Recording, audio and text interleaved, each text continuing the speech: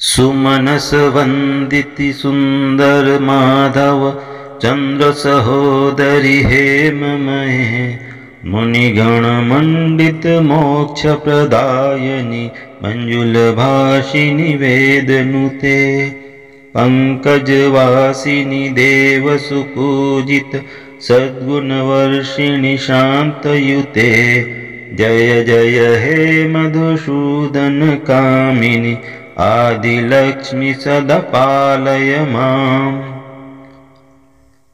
अहिकलिकल्मषनाशिनि कामिनि वैदिकरूपिणि वेदमये क्षीरसमुद्भव मङ्गलरूपिणि मन्त्रनिवासिनि मन्त्रनुते मङ्गलदायिनि अम्बुजवासिनि देवगणाश्रितपादयुते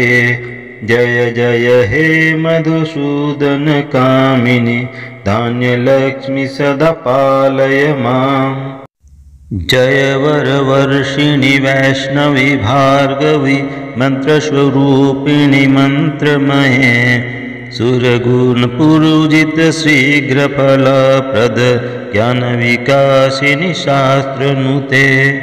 भवभयहारिणि पापविमोचनि साधुजनाश्रितपाद्यते जय जय हे मधुसूदन कामिनि धैर्यलक्ष्मी सदा पालय माम् जय जय दुर्गतिनाशिनि कामिनि सर्वफलप्रद शास्त्रमये रदगजतुरगपदाति समावृत परिजनमण्डित लोकनुते हरिहर ब्रह्म सुपूजित सेवित तापनिवारिणि पाद्युते जय जय हे मधुसूदन कामिनि गजलक्ष्मी रूपेण पालय माम् अहिखगवाहिनि मोहिनि चक्रिणि रागविवर्धिनि ज्ञानमये गुणगणवारिधि लोकहितैषिणि स्वरसप्तभूषित गाननुते सकलसुरासुरदेवमुनीश्वर मानववन्दित पादयुते जय जय हे मधुसूदन कामिनि संतानलक्ष्मी त्वं पालय माम् जय कमलासिनि सद्गतिजायिनि ज्ञानविकासिनि ज्ञानमये अनुदिनमर्चित कुङ्कुमधूसर भूषित वासित वाद्यनुते कनकध्वरास्तुति वैभववन्दित शंकर देशिक मान्यपदे जय जय हे मधुसूदन कामिनि विजयलक्ष्मी सदा पालय माम् प्रणत सुरेश्वरि भारती भार्गवी शोकविनाशिनि रत्नमये मणिमय भूषित कर्णविभूषण शान्ति समावृत हास्यमुखे नवनिधिदायिनि कलिमलहारिणि कामितफलप्रद हस्तयुते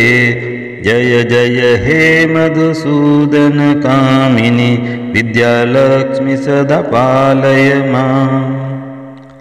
धिमि धिमि धिन् धिमि धिन् धिमि धिन् धिमि दुन्दुभिनाद सुपूर्णमये घुम घुम घुम घुम घुम घुम घुम घुम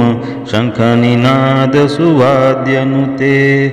वेद पुराण इतिहास पूजित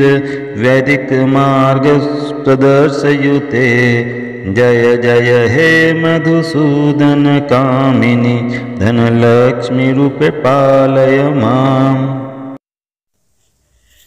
अष्टलक्ष्मी नमस्तुभ्यं वरदे कामरूपिणि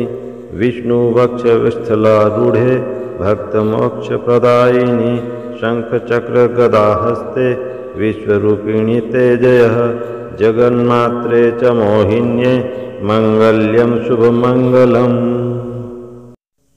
इति श्री अष्टलक्ष्मी स्तोत्रं संपूर्णम्।